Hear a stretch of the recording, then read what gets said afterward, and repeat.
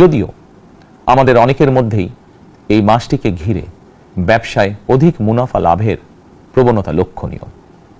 আপনাদের প্রতি আমার বিনীত আহ্বান, রামাদানের পবিত্রতা রক্ষার্থে এই মাসটিকে আপনারা ব্যবসা মুনাফা লাভের মাস হিসাবে পরিগণিত করবেন না।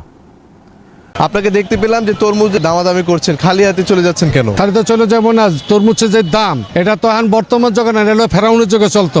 এত দাম, 100 টাকা 110 টাকা, সর্বনিম্ন আছে 90 টাকা কেজি। তাহলে একটা তরমুজ আছে আপনার যে 4 কেজি 5 কেজি ওজনের, তাই আপনার 500 টাকা 600 টাকা যদি একটা তরমুজ দাম হয়, তাহলে তো ওই গরুর মাংসের দাম তো আপনার 700 টাকা। তাহলে কালার বার্ড কত করে কিনে এনেছেন? আপনি যেখান থেকে কিনে নিয়ে এসেছেন সেটার ক্যাশ মেমো রাখবেন, আপনি মূল্য তালিকা দিবেন, ঠিক আছে? আর এই কালার বার্ড সোনালী দুইটাকে, এই লেবুটা যদি আমরা 100-র ঊর্ধ্বে বিক্রি করতে হয়, তাহলে আপনি যেখান থেকে কিনছেন সেখানে সুতা বলি, মেমো বলি বা ভাউচার বলি, সেটা কত টাকা সাদা কাগজ, যেহেতু ময়মনসিংহ থেকে কিনছেন তার ভাউচার নেই আপনার কাছে, এটা না থাকলে আপনার জন্য 1 বছরের কার্ডনের বিধান। আত্মশুদ্ধির মাস। আমরা যদি আত্মশুদ্ধি শব্দটির মর্মার্থ উপলব্ধি করি, তাহলে এই মাসে মানুষের ভোগান্তি বাড়ার কথা নয়।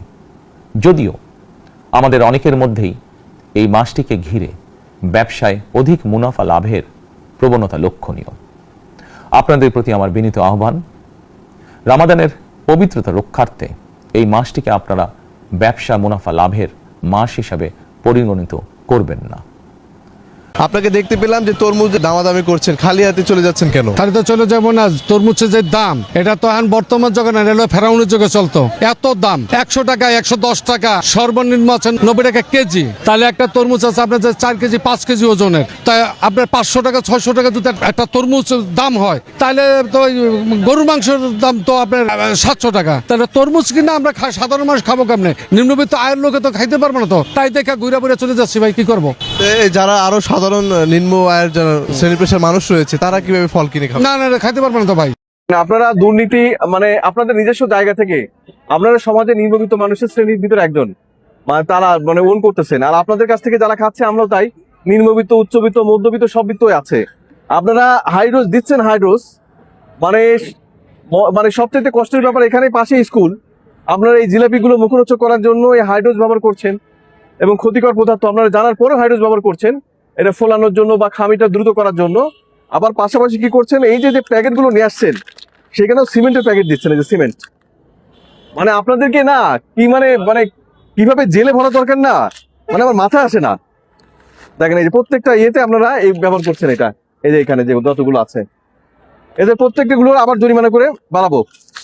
এই যে প্রত্যেকটা এই যে এইগুলো সিমেন্ট ব্যবহার করছেন, আবার সিমেন্ট, এই সিমেন্টে কি হয় আবার ওজন বেড়ে যায়। তোমরা যখন কিনো যে 1 কেজি ওজন বলা হচ্ছে 50 গ্রাম বা 60 গ্রাম, এটা ওজন অতিরিক্ত বাড়াবে, কিন্তু ও তো ঠুঙা কিনছে মনে করো 20 টাকা কেজি বা 30 টাকা কেজি। প্রত্যেকটা এই ঠুঙা যা আছে সব এখানে রাখেন, প্রত্যেকটা ক্ষেত্রে সিমেন্ট ভরা। সবই খাসি বকরি, শুধু হোটেলে দাঁড়ান, আপনি কথা বলবেন না আর কোনো। আমি খাসি না বকরি বের করতেছি, দাঁড়ান। এটার ভিতরটা পুলিঙ্গটা বের করেন, খাসির পুলিঙ্গ থাকে, বুঝেন আপনি? এটা পেনিস, এটা বের করেন। যদি না বের করতে পারেন আমি এই পুরাটা এতিমখানায় দিয়ে দেবো। আপনি খাসি বলছেন না, এটার ভিতর থেকে বের করবেন। এতিমখানাটা আছে, এতিমখানা আছে আশেপাশে। এই শোনেন, যারা খাসির মাংস বলে না, এই দেখেন, এই যে এটা ঝোলায় রাখে, এটা ওরা খাসিরও ঝোলায় রাখে, বকরিরও ঝোলায় রাখে। যেটা খাসি সেটার ভিতরে, এটার ভিতরে পুলিঙ্গ বেরোবে, পেনিস বেরোবে, পেনিস। এটার ভিতরে পেনিস নাই, এটা বকরি, ও খাসি করে বিক্রি করতেছে। বকরির দাম কত? বকরি কত করে কেজি? 800 টাকা। আর খাসি আপনি লিখে রাখছেন খাসি, ও বলছে না যে সব বকরি হোটেলে দেয়, এদিকে সব খাসি। এই পুরাটা আমি এতিমখানা দিয়ে দেবো, সরেন, আপনার কোনো জরিমানা হবে না। এতিমখানা আছে আশেপাশে, এটা নামান, আপনি বিক্রি করতে পারবেন, নামান। আপনি এটা বিক্রি করতে পারবেন না।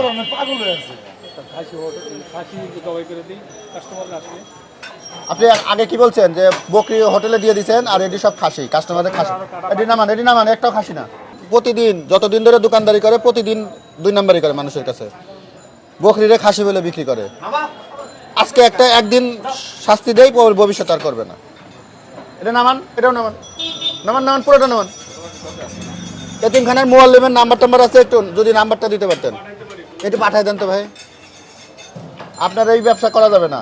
আপনি খাসি 1500 টাকা কেজি বিক্রি করেন, আমাদের কোনো আপত্তি নাই, কিন্তু আপনি বকরিরে বকরি বলে বিক্রি করবেন, খাসিরে খাসি বলে বিক্রি করবেন। বকরিরে খাসি বানানো যাবে না। আপনারা কেউ বলছে যে আমাকে বকরির মাংস খাসি বানিয়ে দেন, আপনি যদি এখানে 1200 টাকা কেজি আমি বলছি 5 লিটার আর 1 লিটার বের করেন। নতুন আর কি পুরান কি কত? নতুনটা কত? তাহলে নতুন আর পুরান কিভাবে হইলো? 965 তো সরকার অনুমতি দেয় নাই দামের। সরকার তো বলে নাই 965 টাকা বিক্রি করতে। এটা 965 টাকা কে? এটা কি আপনি সিল মারছেন? না, আমি সিলমা, এটা কোম্পানির সেল, আমরা তো ডিলার এখানে। কবে থেকে এটা? এটা নতুন গাড়ি। কবে আসছে? হ্যাঁ, কবে আসছে? তারিখে আছে, এর ডেটও আছে, দেখেন 1 তারিখে আছে। কত এটা? এই যে 189। হ্যাঁ, এটা কত? এটা 189। আগে ছিল তো আর একটু কম ছিল। হ্যাঁ, না আগে, এখন নতুনটা কত? নতুন 1 লিটার কত? 198 আছে। 1 লিটারটা পুরান রেট আছে। বলেছে মূল্য তালিকায় করবেন, দৃশ্যমান জায়গায় রাখবেন, সেটা আপনি রাখেননি। আপনি যে লেবুটা বিক্রি করছেন, আমি না বারবার মাইকে বলে যাচ্ছি, লেবুর অবশ্যই সাদা কাগজে হলে মূল্য দিয়ে সেখানে মূল্য লিখে রাখবেন, যার মোবাইল নম্বর, তার এলাকার নাম লিখে এটা করে রাখবেন, নিজেকে ভাউচার রাখবেন। কারণ লেবু আপনি এটা কেজি না আলিতে বিক্রি করছেন, লেবু কেজি, তাহলে ওটা কেজি লিখতে হবে ওইটা, এবং কত টাকা করে সেটা যেমন লিখছেন আপনি ওটা একদম দৃশ্যমান স্থানে এখানে রাখবেন। আপনি আমার কাছে আসলে আমার কাছ থেকে বেশি চেয়েছেন না? ওখানে 140, আমার কাছে কত বলেছেন? 150 টাকা চেয়েছেন, মানে 150 টাকা। আপনাকে 30,000 জরিমানা করলাম।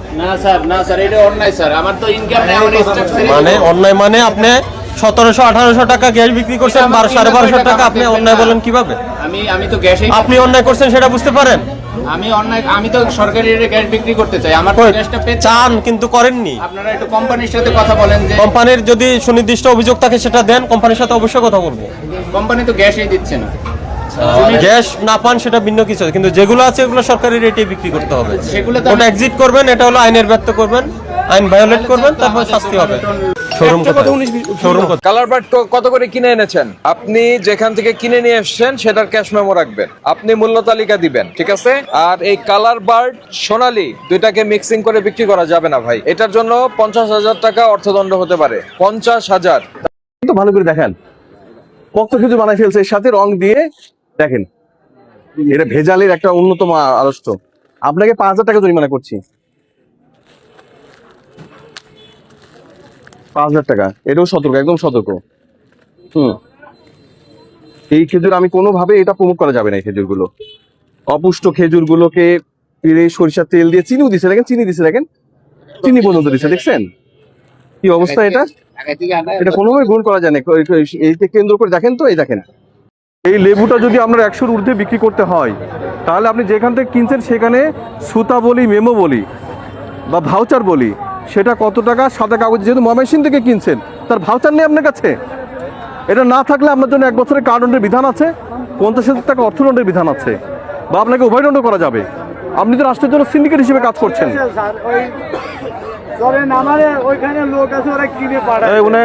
এই দুইজনকে 4,000 টাকা জরিমানা করলাম।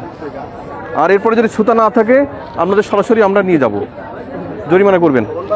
ছুতা ছাড়া এভাবে এত দামে বেশি বিক্রি করা যাবে না। আপনি বিক্রি করেন বেশি দামে, আমাদের কোনো আপত্তি নেই, কিন্তু আপনি অবশ্যই তাকে মেমো দিবেন যে সে এখানে ছুতা বা মেমো দিয়েছে, এত টাকা বিক্রি করেছে। আপনারা যারা খুচরা ব্যবসায়ী আছেন, তরকারি ব্যবসায়ী, তাদেরকে বলে যাচ্ছি, আপনারা বিশেষ করে আমি দেখতে পাচ্ছি রমজানের সময় যেগুলো সবচেয়ে বেশি ব্যবহৃত হয় আপনাদের হচ্ছে যে লেবু এবং শশা, গাজর, এবং হচ্ছে যে বিশেষ করে হচ্ছে যে আরেকটা বেগুন। এই জিনিসগুলোর ক্ষেত্রে যদি কৃষক নিয়ে আসে, আমি বলবো আপনাদেরকে সাদা কাগজে সেই কৃষকের নাম, আপনি তো লেখাপড়া জানেন তাই না?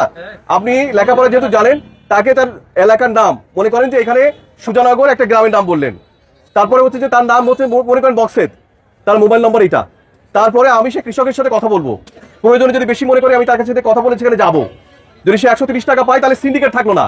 আর আপনি যদি আমাকে এটা দিতে না পারেন তাহলে আপনি কিন্তু সিন্ডিকেটের অংশ হবেন, তাই না?